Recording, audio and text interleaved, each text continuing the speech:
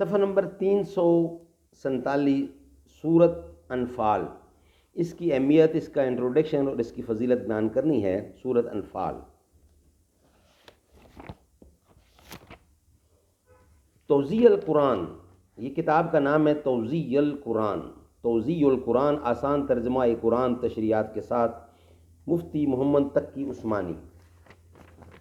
بسم اللہ الرحمن الرحیم، الحمدللہ رب العالمین، والصلاة والسلام علی سیدنا و مولانا محمد خاتم النبیین وعلی آلہ واصحابہ اجمعین وعلی من تبعہم بإحسان الی یوم الدین۔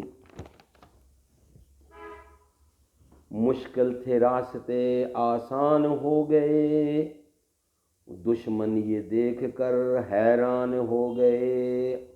رکھا میرے نبی نے دنیا میں جب قدم، پتھر بھی کلمہ پڑھ کر مسلمان ہو گئے۔ یہ تعارف سورۃ انفال۔ سورۃ انفال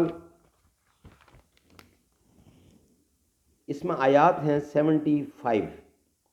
نمبر کے حساب سے یہ 8ویں صورت ہے اور پارہ 9 قال الملا میں ہے یہ، اور رکوع ہیں اس کے 10۔ یہ صورت مدنی ہے اور اس میں 75 آیتیں ہیں اور 10 رکوع ہیں۔ بسم اللہ الرحمن الرحیم، یسألونک عن الانفال قل الانفال للہ والرسول فاتقوا اللہ واصلحوا ذات بینکم واطیعوا اللہ ورسولہ ان کنتم مؤمنین۔ اے پیغمبر، لوگ تجھ سے مال غنیمت کے بارے میں پوچھتے ہیں، کہہ دو کہ مال غنیمت کے بارے میں فیصلے کا اختیار اللہ اور رسول کو حاصل ہے، لہٰذا تم اللہ سے ڈرو اور آپس کے تعلقات درست کر لو اور اللہ اور اس کے رسول کی اطاعت کرو اگر تم واقعی مومن ہو۔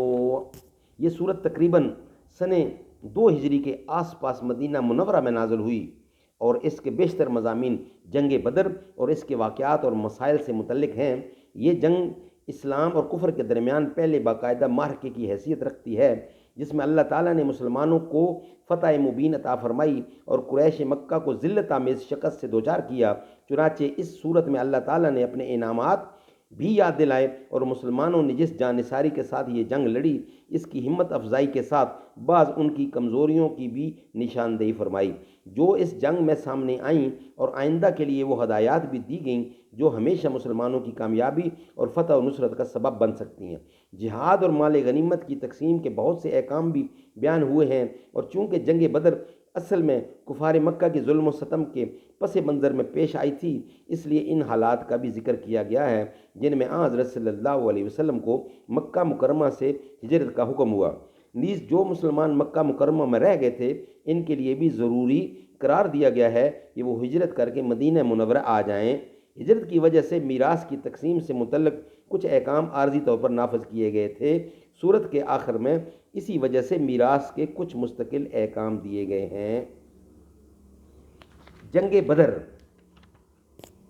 چونکہ اسی صورت کے بہت سے مضامین جنگ بدر کے مختلف واقعات سے متعلق ہیں، اس لیے ان کو ٹھیک سمجھنے کے لیے اس جنگ کے بارے میں کچھ بنیادی معلومات یہاں پیش کرنا ضروری معلوم ہے۔ پیش کرنا ضروری معلوم ہوتا ہے تاکہ اس سے متعلق آیات کو ان کے صحیح پس منظر میں سمجھا جا سکے۔ مکہ مکرمہ میں حضور اکرم صلی اللہ علیہ وسلم نبوت کے بعد 13 سال مقیم رہے۔ اس دوران مکہ مکرمہ کے کفار نے آپ اور آپ کے جانثاران صحابہ کو طرح سے ستانے اور ناقابل برداشت تکلیفیں پہنچانے میں کوئی کسر نہیں چھوڑی، یہاں تک کہ ہجرت سے ذرا پہلے آپ کو قتل کرنے کا باقاعدہ منصوبہ بنایا گیا تھا، جس کا ذکر اسی صورت میں آنے والا ہے۔ جب حضرت نے ہجرت کر کے مدینہ منورہ تشریف لے آئے تو کفار مکہ مسلسل اس فکر میں رہے کہ آپ کو وہاں بھی چین سے نہ بیٹھنے دیا جائے۔ انہوں نے عبداللہ بن ابی کو مدینہ منورہ میں خط لکھا کہ تم لوگوں نے محمد مصطفیٰ اور ان کے ساتھیوں کو پناہ دی ہے، اب یا تو تم انہیں پناہ دینے سے ہاتھ اٹھا لو ورنہ ہم تم پر حملہ کریں گے۔ دیکھیے سنن ابو داؤد کی حدیثوں میں یہ ساری ڈیٹیل آتی ہے۔ انصار میں سے اوس کے قبیلہ کے سردار حضرت سعد بن معاذ ایک مرتبہ مکہ مکرمہ گئے تو عین طواف کے دوران ابو جہل نے ان سے کہا کہ تم نے ہمارے دشمنوں کو پناہ دے رکھی ہے اور اگر تم ہمارے ایک سردار کی پناہ میں نہ ہوتے تو زندہ واپس نہیں جا سکتے تھے، جس کا مطلب یہ تھا کہ آئندہ اگر مدینہ منورہ کا کوئی آدمی مکہ مکرمہ آئے گا تو اسے قتل کر دیا جائے گا۔ حضرت سعد بن معاذ رضی اللہ نے اس کے جواب میں ابو جہل سے کہہ دیا کہ اگر تم ہمارے آدمیوں کو مکہ مکرمہ آنے سے روکو گے تو ہم تمہارے لیے اس سے بھی بڑی رکاوٹ کھڑی کر دیں گے، یعنی تم تجارتی قافلے لے کر جب شام جاتے ہو تو تمہارا راستہ مدینہ منورہ کے قریب سے گزرتا ہے، اب ہم تمہارے قافلوں کو روکنے اور ان پر حملہ کرنے میں آزاد ہوں گے۔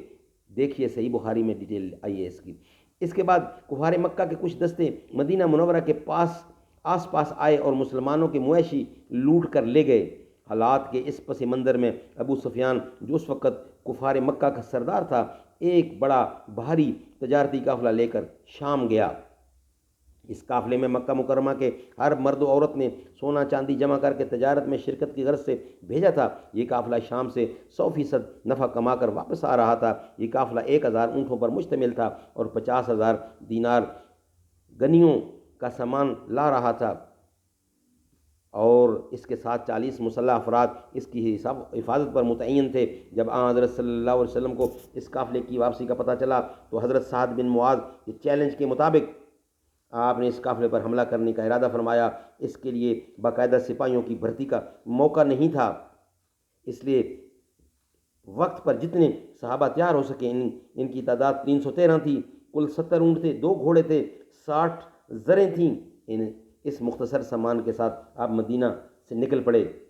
یہاں یہ بات قابل ذکر ہے کہ بعض غیر مسلم مصنفین نے اس واقعے پر یہ اعتراض کیا ہے کہ ایک پرامن تجارتی قافلے پر حملہ کرنے کا کوئی جواز نہیں۔ ہمارے زمانے کے بعض مسلمان مصنفین نے اس اعتراض سے مروب ہو کر یہ دعویٰ کرنے کی کوشش کی ہے کہ حضور اکرم کا ارادہ قافلے پر حملہ کرنے کا نہیں تھا، بلکہ ابو سفیان نے اپنے طور پر خطرہ محسوس کر کے ابو جہل کے لشکر کو دعوت دی تھی۔ لیکن واقعہ کی یہ تشریح صحیح حدیث اور قرآنی اشارات کی روشنی میں درست نہیں ہے۔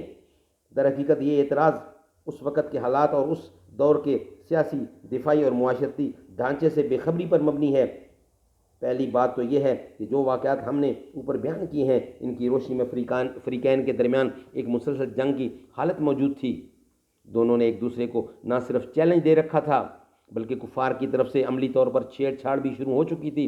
دوسرے، حضرت سعد بن معاذ پہلے سے انہیں متنبہ کر آئے تھے کہ وہ ان کے قافلوں پر حملہ کرنے کے لیے آزاد ہوں گے۔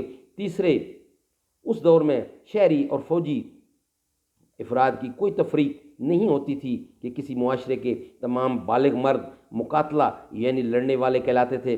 چنانچہ قافلے کی سرکردگی ابو سفیان کے ہاتھ میں تھی، جو اس وقت حضور اکرم کا کھلا دشمن تھا۔ اس کے ساتھ 40 مسلح افراد میں سے ہر ایک قریش کے ان لوگوں میں سے تھا جو مسلمانوں کو ستانے میں پیش رہے تھے اور مسلمانوں کے خلاف جنگ کی تیاری کر رہے تھے۔ اور یہ قافلہ بھی اگر کامیابی سے مکہ مکرمہ پہنچ جاتا تو قریش کی جنگی طاقت میں بڑے اضافے کا سبب بنتا۔ ان حالات میں اس کو ایک پرامن تجارتی قافلے پر حملہ قرار دینا اس وقت کے حالات سے ناواقفیت یا محض عناد کا کرشمہ ہے، اور اس کی وجہ سے ان واقعات کا انکار کرنا کسی طرح درست نہیں، جو صحیح احادیث سے ثابت ہے۔ بہرحال جب ابو سفیان کو آپ کے ارادے کا اندازہ ہوا تو اس نے ایک تیز رفتار ایلچی ابو جہل کے پاس بھیج کر اس واقعے کی اطلاع دی اور اسے پورے لاؤ لشکر کے ساتھ آپ پر حملہ کرنے کا مشورہ دیا۔ دوسری طرف اپنے قافلے کا رستہ بدل کر بحر الاحمر کے ساحل کی طرف نکل گیا تاکہ وہاں سے چکر کاٹ کر مکہ مکرمہ پہنچ سکے۔ ابو جہل نے اس موقع کو غنیمت سمجھ کر ایک اور بڑا لشکر تیار کیا اور لوہے میں غرق ہو کر مدینہ منورہ کی طرف روانہ ہو گیا۔ حضرت نے رسول اللہ کو جب پتہ چلا کہ ابو سفیان تو قافلہ لے کر نکل چکا ہے اور ابو جہل کا لشکر آ رہا ہے، تو آپ نے صحابہ کرام سے مشورہ کیا۔